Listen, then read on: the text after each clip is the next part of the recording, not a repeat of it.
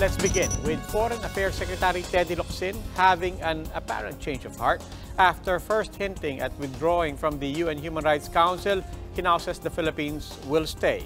But the palace says the final decision lies with President Duterte, whose bloody war on drugs the UN body wants to investigate.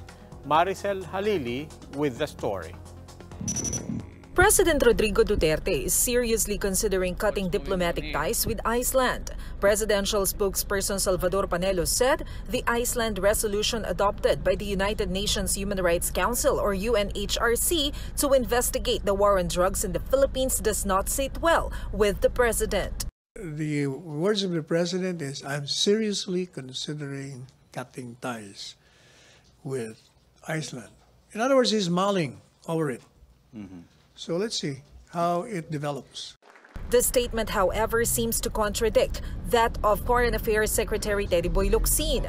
In his Twitter account, Locsin said, the government is not cutting ties with other states because if we did, we cannot retaliate to those who insulted us.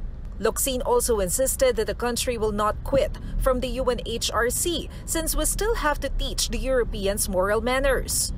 Panelo recognized Locsin's point, but reiterated that the final decision will still depend on the president. Members of the cabinet's words can never be final. They are all subject to change without prior notice by the chief architect.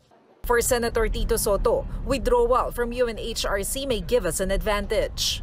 Last year, we paid the UN $8.2 million mandatory contribution. We will be saving the country $445 million a year if we detach ourselves from the UN. Amid contrasting statements, both Panelo and Locsin agreed to one thing, that the country should not acknowledge the Iceland resolution. For government critics, this is unacceptable. It is not right that we are showing ourselves as such an irresponsible government. Remember that we were there at the founding of the UN. We were key to the foundation of the Declaration of Human Rights.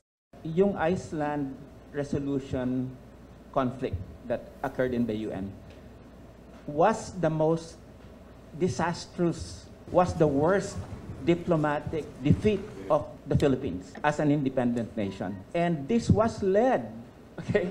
We were led to defeat by an amateur diplomat, okay? Teddy Locsin. For News 5, Maricel Halili, we are One News.